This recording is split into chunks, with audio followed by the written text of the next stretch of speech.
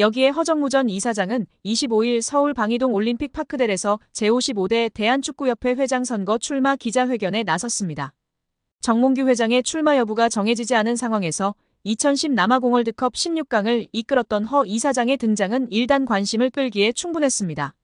새 생명이 태어나기 위해서는 알 속의 병아리와 바깥의 어미닭이 함께 몸부림치며 노력해야 한다는 의미의 줄탁동시라는 사자성어를 앞세워 축구인의 단합을 촉구한 허 전 이사장은 공정 시스템에 의한 투명하고 공정한 협회 운영, 지역협회의 창의성과 자율성 보장, 체계적인 지도자 육성 및 선임 시스템 마련, 축구 꿈나무 육성과 여자 축구 경쟁력 향상 등을 앞세워 체계적인 축구협회를 만들겠다고 간주했습니다.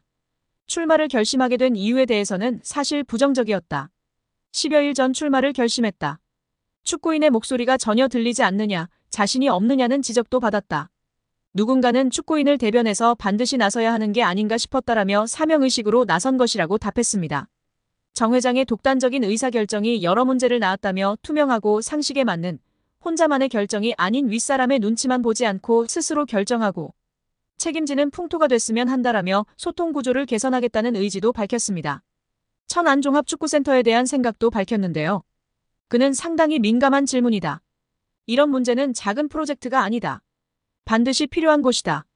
자랑스럽지만 조성 과정에서 너무 성급하지 않았나 싶다. 이미 진행된 사항이다. 제가 직접 관여하지 않았다. 거기에 대한 정확한 분석, 계약 체결 여부 등을 파악해서 대책 세워야 한다라며 이전에 활용했던 파주 축구대표팀 트레이닝 센터를 되살려 이원화 사용의 필요성을 강조했습니다.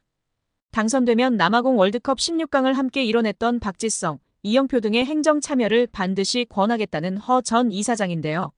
그는 축구협회 행정을 반드시 해야 한다. 그런 분들은 보면 잠깐 한국에 들어왔다가 나가는 경우가 있다. 이전에는 제대로 하지 못했던 분위기가 있다. 해외에서 경험한 인재들이 대한민국 축구를 발전시켜 나가야 한다. 박지성, 이영표, 이동국 등 그들은 바쁘다. 들러리가 아니라 실제로 책임감 갖고 하는 풍토를 마련해야 한다라며 적극 중용을 예고했습니다. 이어 그는 결과에 연연하지 않겠다. 캠프도 꾸리지 못했다. 오늘 기자회견 마치면 구체적으로 선거 전략이 어떻게 될 것인가 생각하겠다. 다만 축구인에 대한 자긍심이 있다. 한국 축구 위에 마지막 헌신하고 내가 힘을 쏟아야 한다는 생각이다. 최선을 다한다면 후회가 없을 것이다. 만약 중임을 맡으면 제대로 해보겠다. 저는 징검다리 역할이라고 생각한다. 재후진, 똑똑하고 해외 경험 있는 후배 축구인들이 앞으로 마음 놓고 해놓을 길을 다지겠다. 모든 축구팬이 긍정할 기초를 마련하겠다고 발언하며 다음 회장은 박지성, 이영표 등이 할 수 있도록 징검다리 역할을 하겠다는 뉘앙스였습니다. 그렇다고 문체부의 감사가 맹탕은 아니었습니다. 축구협회의 아픈 곳을 제대로 찌른 부분이 있었으니 천안축구종합센터의 정부 보조금 유용 문제였습니다. 축구협회는 2021년 7월 천안센터 스타디움 건립에 정부 보조금 약 56억 원을 신청했는데 사무공간이 없는 곳으로 신청한 초안과 달리 문체부와 협의 없이 사무공간 건물을 따로 짓는 것으로 추후 계획을 변경한 것으로 드러났습니다. 문체부는 축구협회가 굳고 보조금을 사실과 다르게 거짓으로 신청했다고 규정하고 보조금을 환수하는 것은 물론 보조금법에 따라 최대 5배의 과징금을 물릴 방침입니다. 이렇게 되면 축구협회는 최대 300억 원에 이르는 돈을 부담해야 하는 처지가 되는데 천안축구센터 건립을 위해 하나은행과 615억 원 한도의 대출 계약을 약정하는 등 이미 막대한 채무를 지고 있는 축구협회의 재정 상황에서 결코 가볍게 볼 일이 아닙니다. 정 회장이 남은 임기는 물론 사선 연임에 성공하더라도 큰 재정적 부담을 안은 채 축구협회를 운영해야 하는 상황에 몰리게 됩니다. 문체부 고위 관계자는 아직 굳고 보조금 관련 어느 정도 과징금이 책정되는지 정확히 결정된 것은 없다. 원금 56억 원 전체를 환수할지 여부부터 심의해야 하는 상황이다라며 과징금의 정확한 규모에 대해서는 여지를 남겼다. 다만 정몽규 회장이 정부의 징계 조치에도 불구하고 사선 도전을 강행한다면 이른바 괘씸죄를 적용해 액수는 커질 수 있다는 전망도 나오고 있습니다. 여기에 대한축구협회 노동조합 운영위원회가 정몽규 회장 사선 불출마 선언과 김정배 부회장 사퇴를 강력히 요구하며 화제입니다. 축구협회 노조는 17일 KFA CEO 김정배 부회장은 사퇴하고 정몽규 회장은 즉각 불출마 선언해야 라는 제목하에 성명서를 발표했습니다. 성명서에 따르면 축구협회는 지난해 3월 승부조작 비리 축구인 사면 파동 이후 위기 수습체계 하나로 문화체육관광부 차관 출신 김정배 부회장을 대한축구협회 실무 총책임자로 앉혔습니다. 김 부회장이 오면서 축구인 출신들이 원천적으로 배제됐습니다. 협회 조직에서 축구인 출신과 비출신 간의 견제와 균형이 무너졌고 각종 논란의 불씨가 됐습니다. 노조는 선임 당시에도 잘못된 결정은 정몽규 회장이 했는데 엉뚱하게 축구인 부회장 혹은 전무이사를 선임하지 않는 방식으로 조직을 개편하면서 논란이 일었다면서 주원이는 정 회장의 잘못된 결정인데 축구인들의 제19 감사기로 뒤집어 씌워 축구인들의 목소리를 아예 안 듣는 식으로 해법을 내놓은 것이라고 꼬집었습니다. 그러면서 김 부회장의 역할에 있어서도 사실상 허수아비였다는 것이 노조의 주장이 있습니다. 노조는 강도 높은 문제부 감사를 2달여 겪으면서 직원들은 한 목소리로 협회 내 컨트롤 타워가 없다고 아우성이었다면서 문제부 출신이니까 김정배 부회장이 키를 쥐고 어떻게 대응하고 후속 조치는 어떻게 해야 할지 등을 하지 않을까 하는 기대가 있었는데 놀랍도록 아무 역할이 없었다는 전언이라고 전했습니다.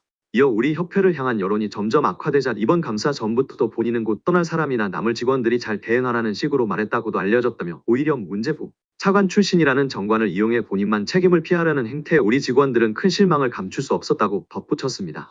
지난 7월 홍명보 감독 선임 과정에서도 김 부회장이 총책임자였다고 폭로했습니다. 노조는 이임생 총괄이사가 기술적으로야 주도했지만 세부 계약 조건 등은 김정배 부회장이 총책임자였는데 그 어느 보도에도 그의 이름 3글자는 찾아볼 수가 없었다며 이임생 기술이사가 협상 권한이 있다고 그의 등을 떠민 것도 바로 김정배 부회장으로 알려졌고 정 회장이 전력강화위원회를 다시 구성하자고 한 지시를 무시하고 문제없다고 밀어붙인 이도 그로 알려졌다고 알렸습니다.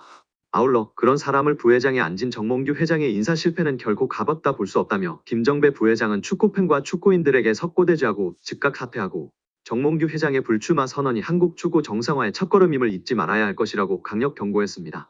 한국 축구에서 학명으로 가장 두드러진 인물이 바로 지금 이 시끄러운 와중에 축구 대표팀 감독을 맡은 홍명보 감독입니다. 박종환 감독이 대표팀을 이끌던 1995년 한국팀은 코리아컵 준결승전에서 예선에서 쉽게 승리했던 잠비아에 패했습니다.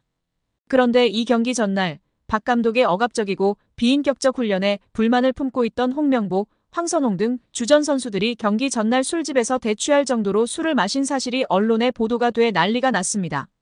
그래서 홍명보 선수 등은 징계 위기에 처했는데 이들은 그 제보자로 박 감독을 꼽았고 언젠가 안갚음하리라 맹세했다고 합니다. 다음해 아시안컵 8강대 이란전에서 한국은 6대2로 참패하였습니다. 유례를 찾기 힘든 처참한 패배입니다. 특히 전반에 2대1로 앞서고 있었는데 휴식 시간 라커룸에서 무슨 일이 있었는지 후반에만 연속으로 5골을 먹은 것입니다. 당사자들은 부인하지만 이 사건은 축구계뿐 아니라 축구팬들도 의혹을 거두지 않고 있습니다.